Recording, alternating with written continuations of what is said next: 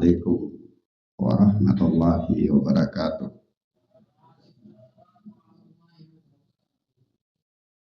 Walhamdulillahi hamdan katsiran thayyiban mubarakan fih kama yuhibbu rabbuna wa yarda. Asyhadu an la ilaha illallah wahdahu la syarika lah wa asyhadu anna Muhammadan abduhu wa rasuluh sallallahu alaihi wa ala alihi wa ashabihi wa man tabi'ahum bi ihsanin ila yaumil qiyamah. Amma ba'd. Ikhwana fiddin, a'azzani Allah wa iyyakum. Kita lanjutkan pelajaran kita dengan kitab Bulughul Maram oleh Al-Hafidh Ibnu Hajar Al-Asqalani rahimahullah. Kita masih berada pada babul miyah, yakni keterangan tentang hal-hal yang berkaitan dengan air. Jadi apakah air tersebut dapat digunakan untuk bersuci atau tidak, dan seterusnya. Kita telah masuk pada hadis yang pertama dari bab ini, yaitu hadis Abu Hurairah radhiyallahu taala anhu, di mana dia berkata bahwa Rasulullah sallallahu alaihi wasallam bersabda tentang lautan. Jadi kata beliau, wa tuhuru ma'uhu al-hillu maitatuhu. Lautan itu adalah suci, tuhur airnya, dan halal bangkainya. Telah berlalu kita katakan bahwa makna daripada at-tuhur itu adalah suci dan mensucikan, bukan hanya sekedar tahir, tetapi suci dan mensucikan. Dan sebagaimana telah dimaklumi secara bersama bahwa hadits ini asbabun wurudnya adalah berkaitan dengan para sahabat yang bertanya kepada Nabi Sallallahu Alaihi Wasallam, yaitu nahnu narkabul bahr wa qalilum ma'ana minal ma'. Kami ini adalah para pelaut dan kami punya persediaan air tawar itu sedikit saja. Intawadda Nabi bihi atishna, kalau kami berwudu dengan air tawar itu maka kami akan mati kehausan. Apa natawadda'u min ma'il bahri aw bi ma'il bahri, apakah kami boleh berwudu dengan air laut itu? Faqala Nabi sallallahu alaihi wasallam huwa at-tuhuru ma'hu al-hillu maitatuhu. Maka Nabi menyebutkan hadis yang mulia ini. Dan telah berlalu kita disebutkan beberapa faedah dari hadis yang mulia ini. Dan di antaranya beberapa faedah tambahan, yaitu bahwa dalam hadis yang mulia ini menunjukkan kepada kita tentang girahnya para sahabat dalam mempelajari ilmu agama. Kalau faedah yang lalu kita katakan yang pertama, hukum terkait dengan air laut itu. Air laut itu apa dia suci atau mensucikan? Maka jawabannya air laut itu dia suci dan mensucikan. Yang kedua, tidak ada yang dapat bisa merubah keadaan air laut itu menjadi najis, seberapa banyak pun najis yang masuk ke dalamnya. Ya. Yang ketiga, Ya, faedah yang kita katakan faedah yang penting sekali pada pertemuan yang lalu, bahwa ini menunjukkan kepada kita tentang ta'khirul bayan indal hajah la yajuz. Mengakhirkan penjelasan tatkala penjelasan itu dibutuhkan tidak boleh. Sebagaimana Nabi Shallallahu Alaihi Wasallam di sini, para sahabat itu bertanya tentang hukum air laut, tapi Nabi menjawab tentang hukum air laut dan ada tambahan, yaitu apa? Hukum hewan-hewan, bangkai-bangkai yang ada di lautan itu. Kenapa? Karena Nabi memandang bahwa penjelasan tambahan tentang bangkai laut itu penting. Nah, kalau pelaut dia butuh terhadap air laut untuk wudhu, tentu lebih butuh lagi dia terhadap bangkai hewan laut, itu lebih butuh lagi. Ya, karena dia sangat butuh akan hal itu. Dalam kondisi membutuhkan ini, Nabi menjelaskan kondisi air laut tersebut. Ya, Nabi Shallallahu Alaihi Wasallam menjelaskan kondisi apa? Bangkai hewan laut tersebut. Nah, mafhum ya? Maka di situ kita katakan ta'khirul bayan indal hajah la yajuz. Mengakhirkan penjelasan tatkala penjelasan itu dibolehkan, itu tidak boleh. Artinya ketika ada asumsi bahwa penjelasan itu dibutuhkan, itu tidak boleh diakhirkan. Tidak boleh diakhirkan, harus dijelaskan. Sehingga kalau kita dapati nas-nas yang menerangkan kepada kita tentang beberapa hukum misalnya, tapi kemudian tidak ada penjelasan-penjelasan tambahan, maka biasanya para fuqaha berdebat di situ. Biasanya para fuqaha berdebat di situ. Nah, ketika para fuqaha berdebat di situ, maka perdebatan-perdebatan mereka itu masuk dalam ruang lingkup asumsi. Masuk dalam ruang lingkup apa? Asumsi, yang kita kenal dengan istilah fikih namanya ijtihadiyah. Ya. Misalnya begini. Ketika Nabi Shallallahu Alaihi Wasallam bersabda tentang sumu idza ra'aitumuhu fasumuhu wa idza ra'aitumuhu fa'aftiru. Kalau kalian sudah melihat hilal, bahwa berpuasalah, jika kalian sudah melihat hilal maka berbukalah. Ya. Nah, kalimat Nabi sampai di sini saja. Tidak ada penjelasan tambahan. Paham ya? Sementara kondisi real manusia itu membutuhkan penjelasan tambahan. Kenapa membutuhkan penjelasan tambahan? Yaitu karena manusia itu tidak tinggal pada satu tempat. Tidak tinggal pada satu tempat. Ada yang tinggal di benua Asia, ada yang tinggal di benua Amerika, ada yang tinggal di benua Afrika dan seterusnya. Tapi tanpa memandang perbedaan tempat tinggal mereka itu, Nabi katakan idza ra'aitumuhu fasumuhu. Kalau kalian sudah melihatnya maka berpuasalah kalian. Padahal manusia butuh penjelasan tentang perbedaan tempat terbitnya matla itu apa tidak? Butuh enggak? Butuh. Paham ya? Tapi Nabi tidak menjelaskan. Kenapa Nabi tidak menjelaskan? Kenapa kita katakan Nabi tidak menjelaskan?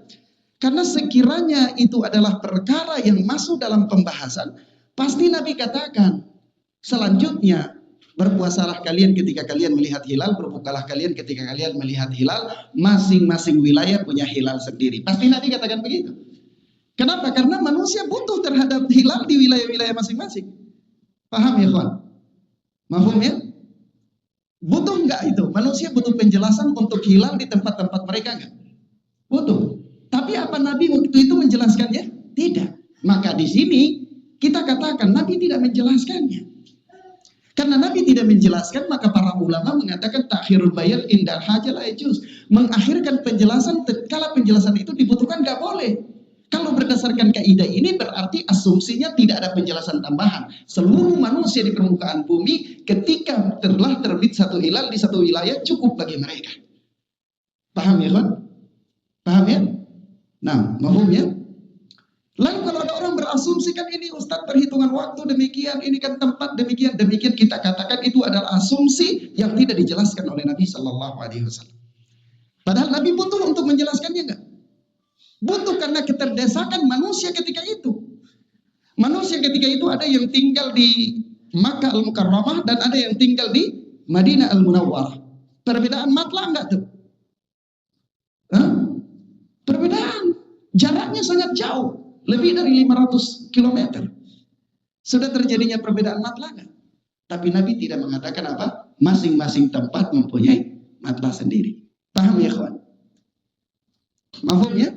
Terlepas dari nanti kita bahas perbedaan fikih, itu bukan perbedaan, tapi yang ingin saya berikan pemahaman di sini adalah berkaitan dengan kaidah ta'khirul bayan indal haja la yajuz. Mengakhirkan penjelasan ketika penjelasan itu dibutuhkan, nggak boleh. Sehingga kalau tidak ada penjelasan, kita cukupkan diri di situ dan kita katakan tidak perlu ada penjelasan tambahan. Paham ya? Mahfum ya? Nah, begitu pula ketika Nabi mengatakan sawwu sufufakum, lurus dan rapatkanlah saf-saf kalian. Ada penjelasan enggak? Butuh penjelasan tambahan enggak? Butuh. Bukan hanya sekadar lurus dan rapat. Butuh penjelasan tambahan. Bagaimana cara meluruskannya? Maka datang dalam hadis lain Nabi katakan al-ka'b bil ka'b, al-minkab bil minkab, mata kaki dengan mata kaki, pundak dengan pundak. Penjelasan tambahan enggak tuh? Penjelasan tambahan enggak?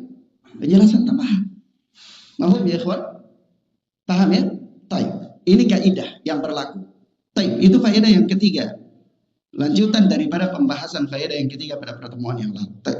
Faedah yang berikut dari hadis yang mulia ini adalah faedah yang keempat, bahwa hukum-hukum yang berkaitan dengan bangkai hewan laut itu adalah bangkai hewan laut. Perhatikan kalimatnya, bangkai hewan laut. Bukan bangkai yang terdapat di lautan. Misalnya ayam mati di daratan jadi bangkai, dialirkan oleh sungai ke lautan, dia adalah bangkai yang ada di lautan. Halal enggak? Enggak halal, karena dia bukan bangkai hewan laut. Paham ya? Bukan bangkai yang ada di lautan, tapi bangkai hewan laut. Baik.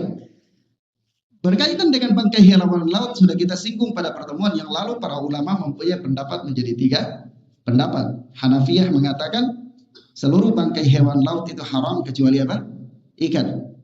Imam Ahmad mengatakan seluruh bangkai hewan laut itu adalah halal kecuali katak, buaya, ular. Maliki dan Syafi'i mengatakan seluruh bangkai hewan laut adalah halal tanpa terkecuali. Ya, pengecualiannya itu apabila ada kemudaratan, racun dan lain-lain, itu pengecualian yang umum. Tetapi kalau tidak ada itu, maka seluruhnya halal. Seluruhnya apa?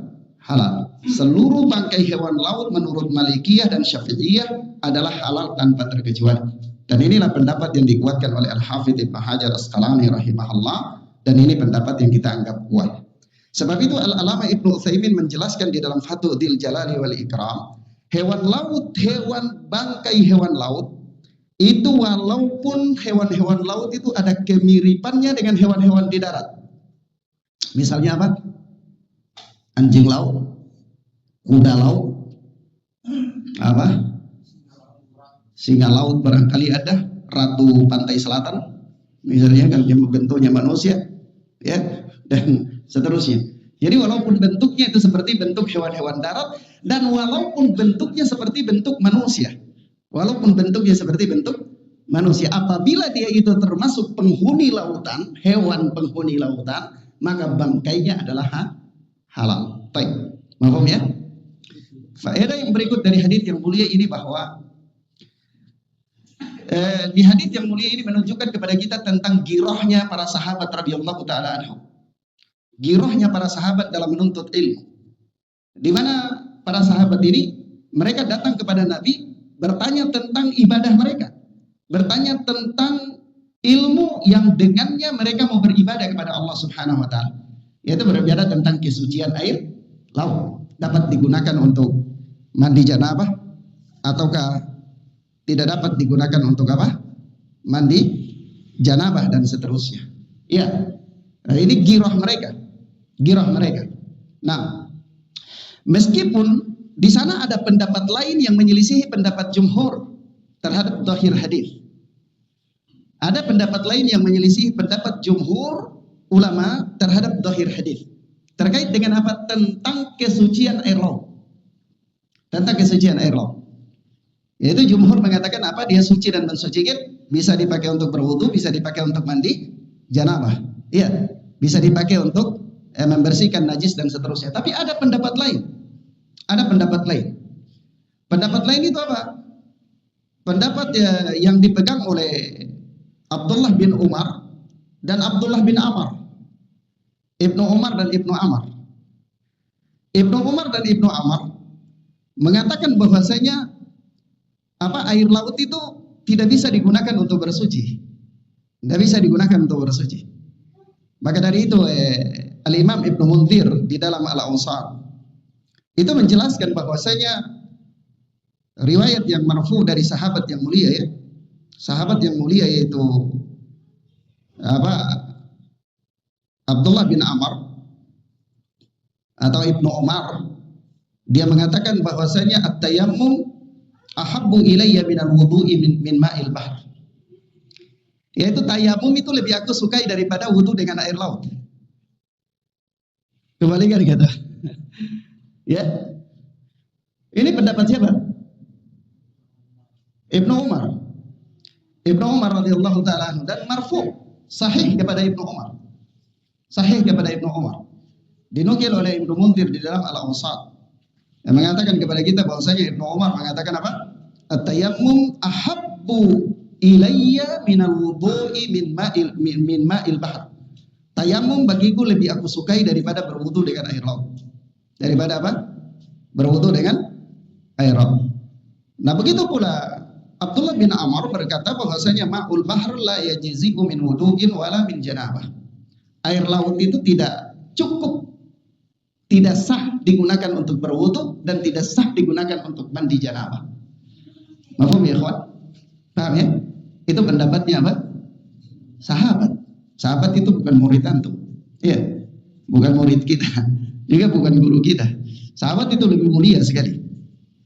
Kalau kita dapati yang sedemikian ini, apa jawaban kita? Kalau antum mengatakan, wah ini kan pendapat para ulama, kita berpendapat dengan pendapat para ulama. Maka ada pendapat yang paling kuat di antara pendapat-pendapat para ulama. Pendapat yang paling kuat di antara pendapat-pendapat para imam adalah pendapat sahabat. Iya kan? Kalau pendapat sahabat itu dalil apa bukan? Pendapat sahabat dalil apa bukan? Pendapat sahabat itu bisa jadi dalil apabila terpenuhi syarat-syaratnya. Apabila terpenuhi syarat-syaratnya. Kalau tidak terpenuhi syarat-syaratnya tidak jadi dalil. Hatta pendapat siapapun, kecuali adalah qala Allah wa qala Rasul. Selain firman Allah dan sabda Nabi sallallahu alaihi wasallam, pendapat manusia siapapun itu tidak bisa menjadi dalil kecuali apabila memenuhi syarat-syarat. Kemudian memenuhi apa? Syarat-syarat. Maka disinilah kewajiban seorang penuntut ilmu mempelajari ilmu agama itu dibangun di atas dalil, bukan dibangun di atas pendapat-pendapat manusia. Bukan dibangun di atas pendapat-pendapat manusia. Karena kalau sekadar kita mengatakan ini pendapat imam, ini pendapat ulama, ini pendapat halan, ini kan pendapat fulan, maka kita katakan tidak usah jauh-jauh kita berbicara tentang hukum-hukum perkara-perkara besar, tapi kita bicara tentang hukum suci atau tidaknya air laut, bisa digunakan untuk berwudu atau tidak. Ada imam dari kalangan imam-imam kaum muslimin ini di kalangan para sahabat ridwanullahi alaihim ajmain yang mempunyai pendapat menyelisihi nas. Ada enggak? Ada. Tadi kita sudah katakan pendapat Ibnu Umar mengatakan tayamum lebih dia sukai daripada berwudu dengan air laut. Pendapat Abdullah bin Amr mengatakan air laut tidak cukup untuk berwudu dan tidak cukup untuk mandi janabah. Sah ya kawan? Sah. Marfu kepada mereka. Nah, kalau begini adanya, maka berarti kita bertabrakan dengan sabda Nabi sallallahu alaihi wasallam. Bertabrakan dengan sabda apa? Nabi sallallahu alaihi wasallam. Iya. Maka bagaimana menjawab pertanyaan mereka? Kata para fuqaha, karena para ahli tahqiq, bahwa kedua sahabat yang mulia ini dengan fatwa mereka ini ada ihtimal, ada kemungkinan bahwa hadis Abu Hurairah tidak sampai kepada mereka. Hadis Abu Hurairah tidak sampai kepada mereka. Karena apa? Mustahil mereka menabrak sabda Nabi sallallahu alaihi wasallam. Mustahil mereka menabrak sabda Nabi sallallahu alaihi wasallam. Sehingga asumsi yang paling baik adalah hadis Abu Hurairah tidak sampai kepada mereka. Paham ya? Paham ya, kawan? Nah, maka dari itu ini bukti ya. Ini bukti bahwa agama yang mulia ini bukan dibangun di atas pendapat fulan dan pendapat halan. Tapi agama yang mulia ini dibangun di atas sabda Nabi dan qala Allah Jalla wa Ala. Nah, paham ya, kawan? Baik. Lah kira para sahabat untuk bertanya tentang ilmu agama, tentang hal-hal yang menyelamatkan mereka. Sampai-sampai sahabat ini ke laut, ya, dia tidak tanya tentang pekerjaan dia apa segala macam, tapi dia tanya tentang hukum air laut yang mereka pakai. Iya. Tapi kalau kita tanya tentang apa? Kita kalau ketemu dengan ustadz bukan kita tanya tentang perkara agama, kita tanya tentang perkara apa? Dunia kita. Ya. Tanya tentang urusan-urusan dunia banyak sekali. Ya. Padahal subhanallah, para sahabat itu mereka punya urusan dunia banyak. Tapi kalau mereka ketemu dengan Nabi itu jarang kita dapati mereka tanya tentang urusan dunia. Mereka rata-rata tanya tentang urusan akhirat. Tanya tentang urusan akhirat. Ini menunjukkan kiroh mereka, kepedulian mereka terhadap perkara-perkara yang menyelamatkan mereka dari adab Allah Azza wa Jalla. Kalau kita terjebak dengan kehidupan dunia, sehingga kadang-kadang urusan-urusan dunia ini membuat kita terjadi keretakan ukhuwah. Padahal itu urusan dunia saja. Urusan dunia saja. Iya. Nah, kemudian yang berikutnya, faedah yang berikut dari hadis yang mulia ini bahwasanya menambahkan penjelasan dari sekedar pertanyaan itu boleh. Ya, menambahkan penjelasan dari sekedar pertanyaan adalah boleh. Jadi kadang-kadang satu orang dia tanya tentang satu masalah, orang dia menjelaskan dengan penjelasan yang panjang. Ya, nah itu boleh apabila hal tersebut dibutuhkan. Baik. Kemudian kita lihat di sini yang berikutnya kata Al-Hafidz Ibnu Hajar Asqalani akhrajahul arba'atu wa Ibnu Abi Syaibah wa lafdhu lahu wa sahahahu Ibnu Khuzaimah wa Tirmidzi wa rawahu Malik wa Syafi'i wa Ahmad. Hadis ini dikeluarkan oleh 4 yaitu Abu Daud, Tirmidzi, Nasai, Ibnu Majah. Wa Ibnu Abi Syaibah dan juga Ibnu Abi Syaibah, dan ini lafaz bagi Ibnu Abi Syaibah disahihkan oleh Imam Ibnu Khuzaimah dan Imam At-Tirmidzi, dan juga hadis ini diriwayatkan oleh Imam Malik, Imam Syafi'i dan Imam Ahmad rahimahumullah. Baik.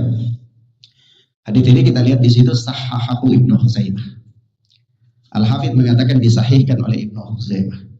Kalau kita belajar ilmu hadis, kita dapati istilah-istilah dalam ilmu hadis. Istilah-istilah dalam ilmu hadis.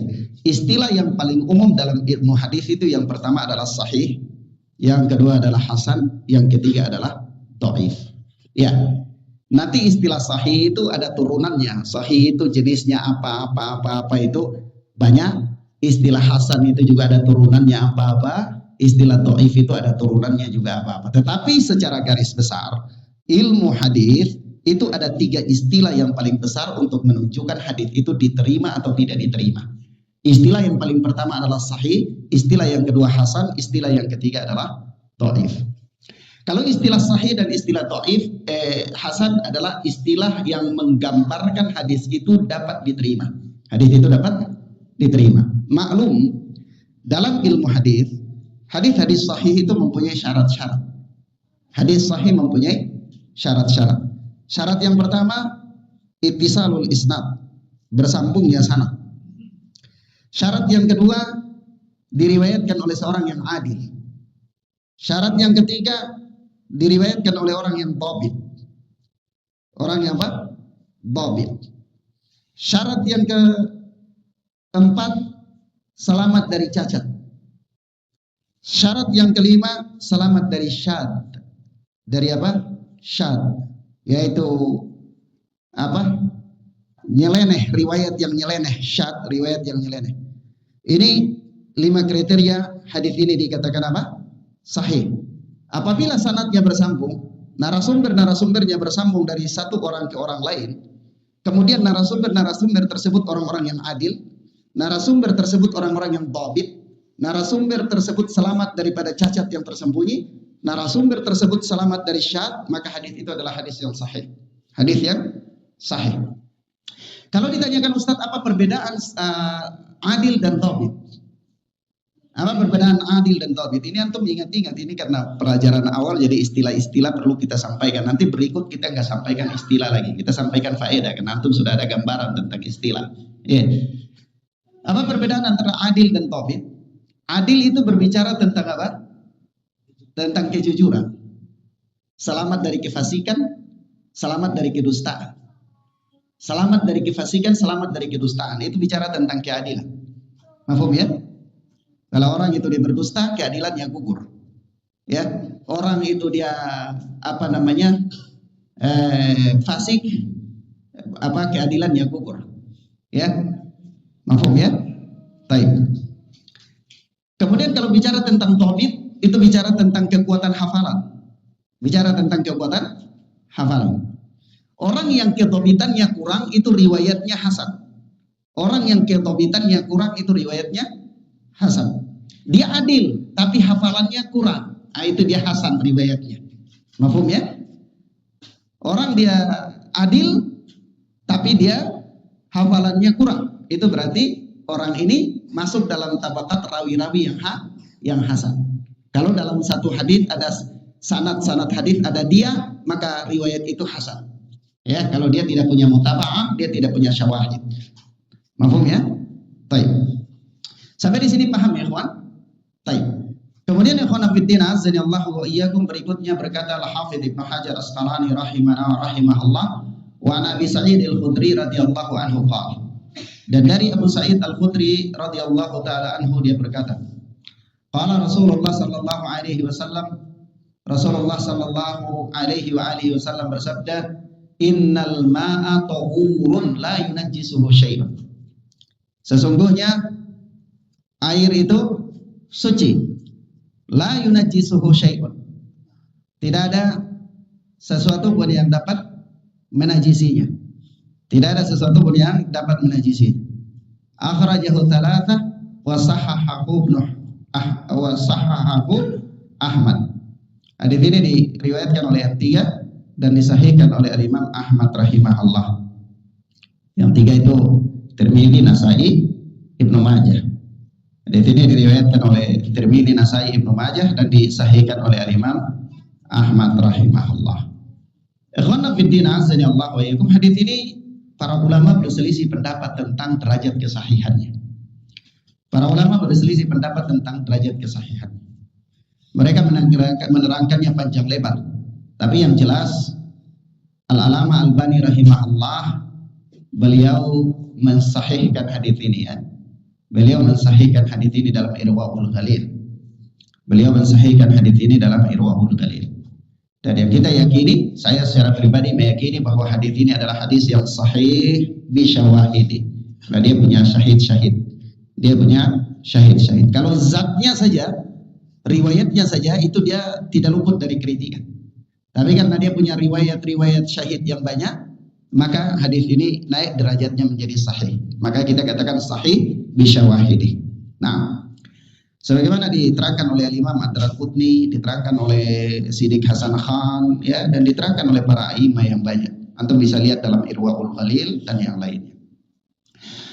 Hadis ini menerangkan kepada kita tentang kesucian air itu. Ya, faedah dari hadis yang mulia ini bahwa air itu pada asalnya dia suci. Air itu pada asalnya dia suci. Tidak ada sesuatu pun yang dapat merubah dia menjadi najis. Tidak ada sesuatu pun yang dapat merubah dia menjadi najis. Ini pada asalnya. Ini pada asalnya. Sebab itu hadis ini ya berkaitan dengan asbabul wurudnya itu Rasulullah sallallahu alaihi wasallam ditanya ya. Rasulullah sallallahu alaihi wasallam ditanya tentang apa? Bir buda'ah.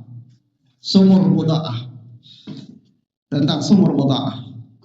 Di mana mereka bertanya kepada Nabi sallallahu alaihi wasallam tentang apa? Sumur buda'ah, yang mana di sumur tersebut dibuang padanya bekas-bekas haid, dibuang padanya daging-daging apa? Bangkai anjing, dibuang padanya sampah-sampah. Apa hukum air yang ada di sumur tersebut? Maka apa kata Nabi sallallahu alaihi wasallam? Apa? Keluarlah hadis ini, yaitu Nabi sallallahu alaihi wasallam mengatakan apa? Innal ma'a tahurun la yunajjisuhu syai'un. Air itu suci, tidak ada yang dapat apa? Menajiskan air tersebut. Namun kemudian ikhwan fillah azanillahu wa iyyakum, ijma' membatasi keumuman hadis ini. Ijma' membatasi keumuman hadis ini. Mafhum ya? Ijma' ulama membatasi keumuman hadis ini. Sehingga kalau ditanyakan dalam kaidah fikih, Ustaz, kalau kita belajar tentang hukum-hukum nas-nas di dalam agama, itu yang paling umumnya adalah ada nas yang bersifat umum, ada nas yang bersifat khusus. Iya, ada nas yang bersifat khusus. Ada nas yang mujmal, ada nas yang bersifat pembatasan. Maka itu kalau terjadi antara nas, sah saja. terjadi antara nas sah, iya, sah saja. Misalnya ada satu nas bersifat umum, kemudian dibatasi oleh nas yang lain. Misalnya, iya, misalnya orang itu dia sedekah umum, bisa bersedekah secara umum, dia mau bersedekah. Tapi ada nas mengatakan apa? Tidak mendapatkan pahala, tidak sah, tidak mendapatkan pahala orang yang bersedekah dengan harta yang haram misalnya. Ya, maka itu adalah bersifat apa? Khusus. Dia mengkhususkan, dia membatasi sedekah tersebut. Tapi persoalannya adalah bagaimana kalau nas itu dibatasi oleh ijma? Boleh enggak? Nas itu dibatasi oleh ijma. Ada nas yang bersifat umum lalu ijma membatasi dia. Ijma mengikat dia. Ada nas yang tidak terikat. Ada nas yang tidak terikat lalu ijma mengikat dia. Boleh enggak? Boleh enggak? Boleh. Kenapa boleh? Majtama'a qaumun 'ala dhalal. Tidak mungkin satu kaum itu bersepakat di atas kesesatan, kata Nabi sallallahu alaihi wasallam. Ya? Paham ya? Karena Nabi sallallahu alaihi wasallam telah merekomendasi bahwa ijma itu adalah kebenaran, maka ijma boleh membatasi nas. Ijma boleh apa? Membatasi nas. Lalu ini terjadi pada hadis yang mulia ini. Kenapa? Karena hadis ini tidak ada batasan. Kenapa tidak ada batasan? Ketika Nabi sallallahu alaihi wasallam mengatakan innal ma'a tahurun la yunajjisuhu syai'un, air itu suci, tidak ada yang bisa menajiskan dia, maka otomatis kita tidak bisa kenal adanya istilah air najis. Paham nggak? Kita bisa kenal istilah air najis nggak? Nggak bisa. Kenapa? Karena Nabi mengatakan tanpa ada batasan bahwa air itu suci, tidak ada yang bisa menajiskan dia. Sementara di dalam pembahasan pada mukaddimah yang lalu kita katakan para ulama telah membagi air, ada yang jumhur membaginya menjadi 3 jenis, adapun pendapat yang dikuatkan oleh Ibnu Taimiyah membaginya menjadi 2 jenis. Paham ya? Masih ingat mukaddimah kemarin? Nah, sementara para ulama telah ma'ruf di tengah-tengah mereka bahwa air itu ada pembagiannya, ada air suci mensucikan, ada air suci tidak bisa mensucikan misalnya jumhur ya, dan ada air najis misalnya ya. Lalu kalau Nabi mengatakan air itu suci tidak ada yang bisa mensucikannya, berarti Nabi menafikan 2 jenis air itu. Paham ya? Nabi menafikan ada air yang suci tidak mensucikan dan ada air yang najis. Nabi nafikan. Kenapa? Karena Nabi mengatakan air itu suci dan tidak ada yang dapat menajisinya. Paham ya? Maka dari itu ijma datang untuk membatasi hadis ini. Ijma membatasi hadis ini. Apa pembatasan ijma'nya? Ijma' membatasinya apabila air itu berubah karena benda najis. Apabila air itu berubah karena apa? Dimasuki oleh benda najis. Mahum ya ikhwan? Baik, insyaallah kita jelaskan pada hadis berikut. Tapi yang jelas hadis ini adalah hadis yang bersifat umum, dibatasi oleh ijma'. Apa ijma'nya? Ijma'nya adalah bahwa kecuali air itu berubah karena benda najis. Mahfum ya? Taib. Itu ijma'. Tapi kalau pendapat para ulama banyak sekali, nanti mereka bagi apabila air itu banyak, apabila air itu sedikit dan seterusnya, itu bukan pembahasan. Nanti ada di babnya. Tapi yang jelas ijma' mengatakan apabila air itu berubah karena benda najis, maka hukum air itu menjadi air najis. Berarti ijma' ulama menjadi pembatasan atas hadis Nabi sallallahu alaihi wasallam, hadis Abu Sa'id Al-Khudri radhiyallahu taala anhu. Baik. Sampai di sini mafhum ya ikhwan. Selanjutnya berkata Al-Hafidz Ibnu Hajar Asqalani rahimahullah. An Abi Umamah Al-Bahili radhiyallahu taala anhu qala. Dari Abu Umamah Al-Bahili yang Allah telah meridainya, dia berkata, Abu Umamah Al-Bahili adalah seorang sahabat Nabi sallallahu alaihi wasallam ya. Dia berkata bahwasanya qala Rasulullah sallallahu alaihi wasallam, Rasulullah sallallahu alaihi wasallam bersabda, innal ma'a la yunajjisuhu syai'un illa ma ghalaba ala rihihi wa ta'mihi wa launihi. Air itu la yunajjisuhu syai'un, tidak ada yang bisa menajisi dia ya, membuat dia menjadi najis, illa ma ghalaba ala rihihi wa ta'mihi wa launihi, kecuali apabila terjadi perubahan pada rihihi, baunya, wa ta'mihi, rasanya, wa launihi, warnanya. Akhrajahu Ibnu Majah wa ta'afahu Abu Hatim. Hadis ini dikeluarkan oleh Al-Imam Ibnu Majah dan kata Al-Hafidh ditaifkan oleh Al-Imam Abu Hatim rahimana wa rahimahullah. Azan Isya? Belum ya? Walil Baihaqi, kata Al-Hafidh dan bagi Al-Imam Al-Baihaqi, al-ma'a tahurun illa in taghayyara rihuhu, air itu suci dan mensucikan kecuali apabila berubah rihuhu, baunya, au ta'muhu, atau rasanya, au launuhu, atau warnanya, binajasatin tahdutsu fihi, dengan sebab najis yang masuk padanya. Kalau tadi di hadits Ibnu Majah itu mengatakan apabila berubah saja salah satu dari sifatnya secara umum, warnanya berubah, baunya berubah, rasanya berubah. Tidak dikatakan berubah karena apa ya? Kalau dia berubah saja, air itu dia tidak najis, tapi kalau dia sudah berubah salah satu sifatnya itu dia sudah apa? Bukan suci lagi. Ya. Tapi kalau hadits Al-Baihaqi mengatakan bahwa dia berubah itu bukan karena teh, dia berubah bukan karena sabun, dia berubah bukan karena karatan, atau dia berubah bukan karena dia tergenang terlalu lama sehingga kondisi tanah menyebabkan dia berubah, tapi dia berubah karena benda najis yang masuk padanya. Itu menurut hadits Al-Imam Al-Baihaqi. Ikhwan fillah azza wa iyyakum, hadis ini apa? Kedua hadis ini adalah hadis yang dhaif. Kedua hadis ini adalah hadis yang apa? Yang dhaif. Di mana yang pertama hadis Ibnu Majah itu di dalam sanadnya ada rawi yang bernama Rishdin bin Sa'ad. Rishdin bin Sa'ad. Orang ini adalah orang yang dhaif. Orang ini adalah orang yang dhaif. Ya. Nah, maka dari itu hadis Ibnu Majah ini adalah hadis yang dhaif. Adapun hadis Al-Baihaqi juga adalah hadis yang dhaif. Kenapa? Karena di dalamnya ada Baqiyah bin Al-Walid. Ada Baqiyah bin Al-Walid. Di mana Baqiyah bin Al-Walid ini adalah rawi yang majhul. Rawi yang majhul.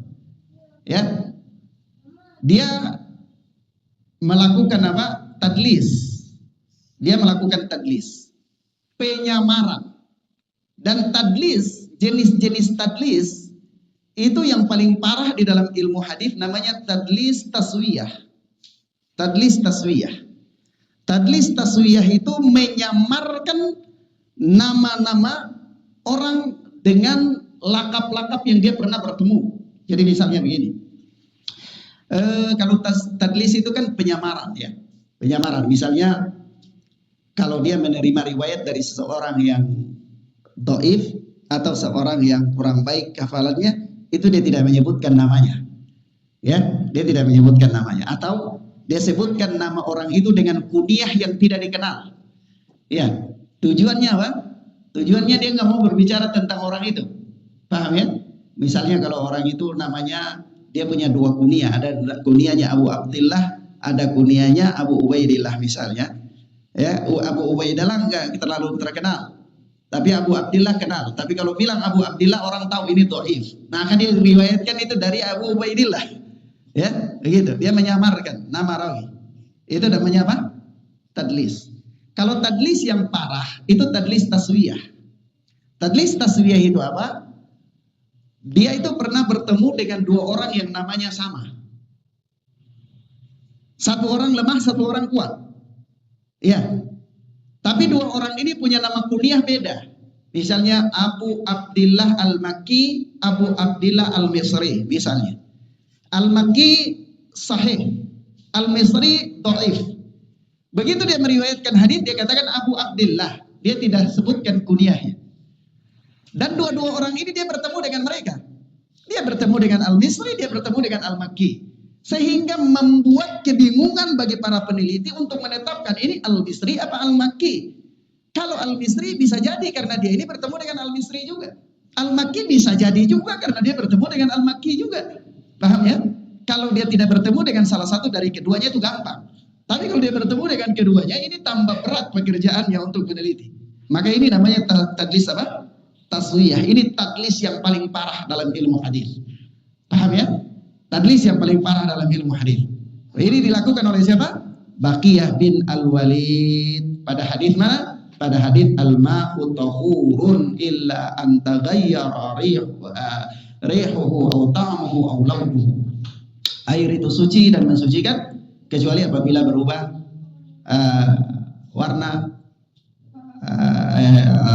rasa dan baunya. Baik. Karena kedua jalur hadis ini dhaif, maka kita tidak dapat beramal dengannya. Karena tidak boleh beramal dengan hadis yang dhaif, apalagi dalam penentuan hukum, Tetapi kita sudah katakan ijma, dinukil oleh Al-Imam As-San'ani dalam Subulus Salam, ijma ulama mengatakan apabila air itu berubah karena benda najis yang masuk padanya, ya, maka dia berubah menjadi air najis. Dia berubah menjadi apa? Air najis. Paham sampai di sini ya, kawan? Baik. Pertanyaan. Bagaimana Ustadz kalau air itu dia berubah karena karatan? Bagaimana kalau dia berubah karena dia tergenang terlalu lama sehingga dia berubah?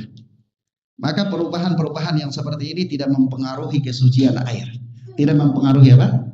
Kesucian air. Antum di rumah misalnya ada sumur atau antum punya bor, tapi lama-kelamaan air itu jadi bau. Ya. Baunya itu apa? Mungkin karena sudah kedalaman ada bakteri, ada apa, dia bau. Najis enggak? Tidak, karena itu bukan perubahan karena benda najis yang jatuh padanya. Perubahannya karena unsur tanah, perubahannya karena unsur pipa, ya, dan seterusnya. Dan ini perubahan ini tidak membuat air itu menjadi air yang najis. Mahum ya, kawan? Taib ya? Ya. Paham sampai sini? Nah, adab dulu, Abdurrahman. Adzan Abdurrahman.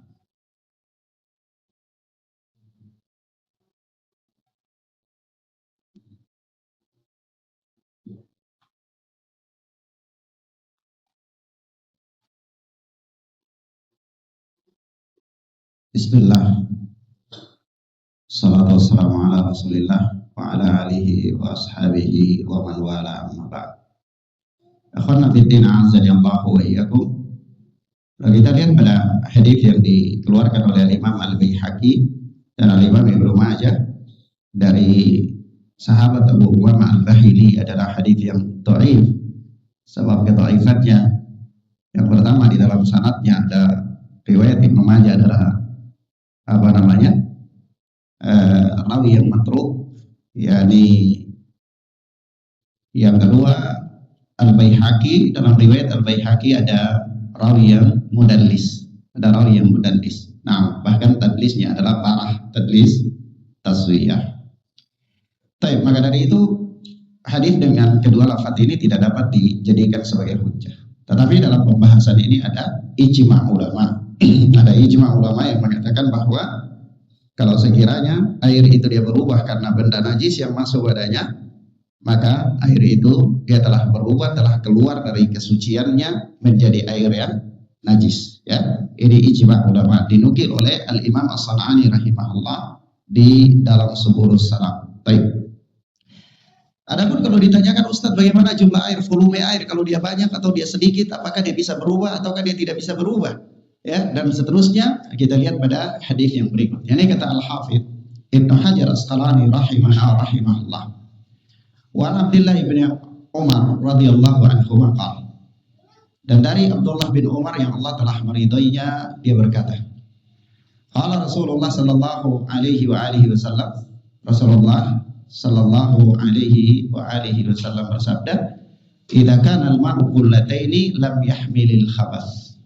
Ya, kalau air itu jumlahnya, volumenya 2 kullah, maka lam yahmilil khabath. Dia tidak mengandung najis.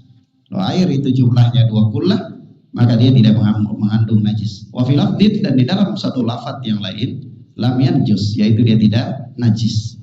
Akhrajahul arba'ah. Hadis ini dikeluarkan oleh yang 4 kata Al-Hafidz, wa sahhahahu Ibnu Khuzaimah wal Hakim wa Ibnu Hibban. Dan disahihkan oleh Ibnu Khuzaimah Al-Hakim dan Al-Imam Ibnu Hibban rahimana wa rahimahumullah. Baik. Ikhwana fiddin azani Allah wa iyyakum, hadis ini dibicarakan panjang lebar oleh para ulama, dan yang jelas hadis ini adalah hadis yang sahih. Hadis ini adalah hadis yang sahih. Tapi persoalannya, ya, ketika hadis ini hadis yang sahih, maka disinilah kemudian menyebabkan terjadinya perbedaan para ulama di antara apakah air itu bisa berubah menjadi najis atau tidak, tergantung pada volumenya atau tidak. Paham maksudnya? Begini. Karena para ulama ada yang berpegang pada air itu kalau 2 kulah itu dia tidak mengandung najis, maka mereka mengatakan kalau air itu lebih kurang dari 2 kulah dan dia kejatuhan najis, dia bisa jadi najis. Walaupun dia tidak berubah sifatnya. Paham ya? Kenapa? Karena kalau dia sudah 2 kulah baru dia tidak mengandung najis. Jatuhnya air najis padanya atau tidak, masuknya najis pada dia, ya, atau tidak, maka dia tidak bisa menjadi najis. Patokannya adalah sabda Nabi Sallallahu Alaihi Wasallam yang mengatakan kalau air itu volumenya sudah 2 kulah, maka dia tidak mengandung najis atau dia tidak bisa ternajisi. Mafhum ya? Paham ya, kawan? Nah, tetapi kemudian para ulama mempunyai pembahasan yang panjang lebar sekali dalam hal ini, bahkan terbagi menjadi beberapa pendapat para ulama, membaginya menjadi sedikit dan banyak.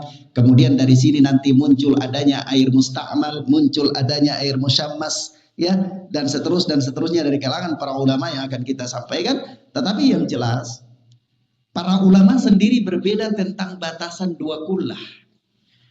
Kalau bicara tentang 2 kulah, para ulama berbeda tentang 2 kulah. 2 kulah itu punya pembatasan enggak? Karena begini, prinsipnya dalam agama, perhatikan, prinsipnya dalam agama, kita tidak boleh ngomong perkara-perkara agama kalau tidak ada nasnya. Paham enggak? Kenapa? Karena kalau tidak ada nas, kita ngomong perkara agama, itu artinya kita menetapkan sesuatu yang tidak Allah tetapkan. Seolah-olah kita itu pembuat syariat. Iya. Paham ya? Nah, terkadang ada nas, tapi nas-nasnya bersifat umum, kemudian disitulah kemudian menyebabkan para ulama berbeda-beda kesimpulan hukum terhadap nas umum. Mafhum? Paham ya, ikhwan? Nah, jadi kalau ada orang berbeda pendapat, cari tahu dulu, ini ada dalilnya apa tidak? Kalau tidak ada dalil, ya berarti ini cuma pendapat. Seperti tadi pendapat Ibnu Umar, pendapat Abdullah bin Ammar bahwa air laut tidak bisa digunakan untuk berwudu, itu pendapat saja. Dalilnya mana? Tidak ada. Kalau Abdullah bin Ammar ada dalilnya itu dalil umum yang lain. Maksud penetapannya apa katanya? Karena di atas, di bawah air laut itu ada api. Kemudian di bawah api ada air lagi. Kemudian ada air lagi, ada api lagi, sampai dia sebutkan 7 lapis air dan 7 lapis apa? Api.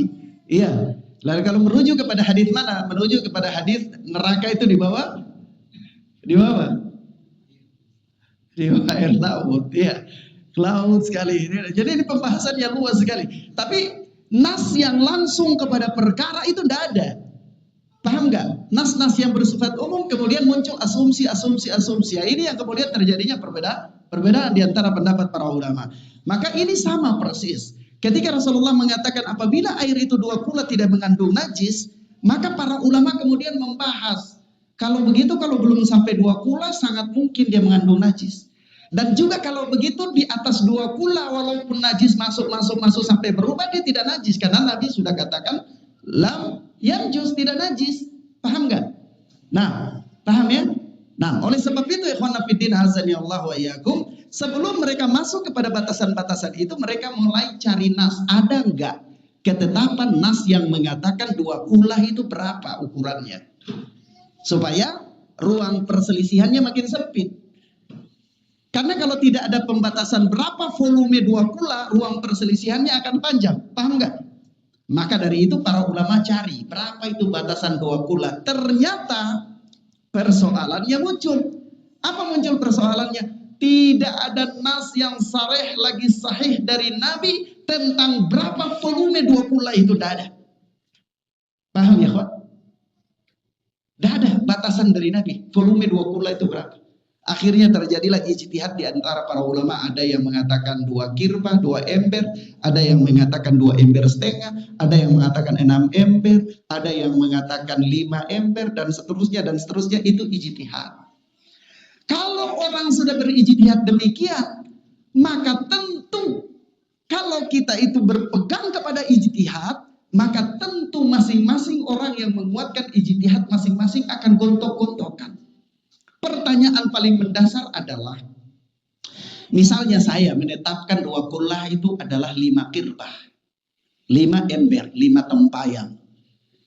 Orang yang berpendapat bahwa 2 qullah itu adalah 2 kirbah, dia katakan kepada saya, siapa yang mewajibkan Anda bahwa 2 qullah itu 5 ember? Siapa?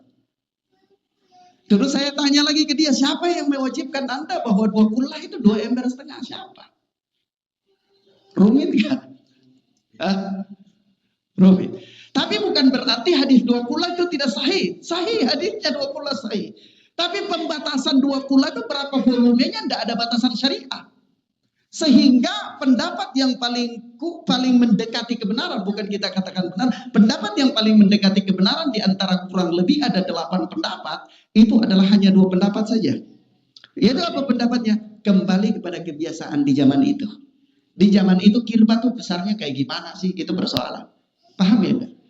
Ketika ulama sudah sepakat, pendapat yang paling mengerucut adalah 2 pendapat, kembali kepada tradisi yang terjadi di bangsa Arab ketika itu, khususnya di kota Madinah, di mana Nabi SAW bersabda-sabda tersebut. Nabi hidup di kota Madinah, ukurannya adalah kirbah yang berlaku di kota Madinah, ini yang paling mendekati kebenaran. Muncul pertanyaan baru. Apa pertanyaan baru?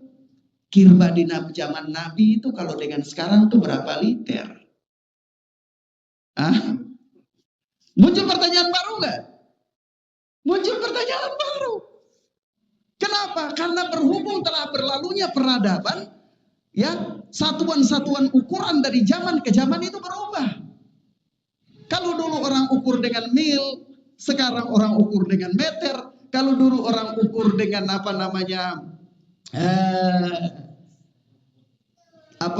sa, sekarang orang ukur dengan timbangan. Kalau dulu orang ukur dengan tempayan atau ember, sekarang orang ukur dengan liter. Maka mengkonvert ukuran-ukuran itu ke liter, ke kilogram, ke jarak perjalanan, jauhnya berapa. Itulah terjadi perdebatan yang panjang ila yaumil qiyamah. Sampai hari kiamat. Paham gak ikhwan?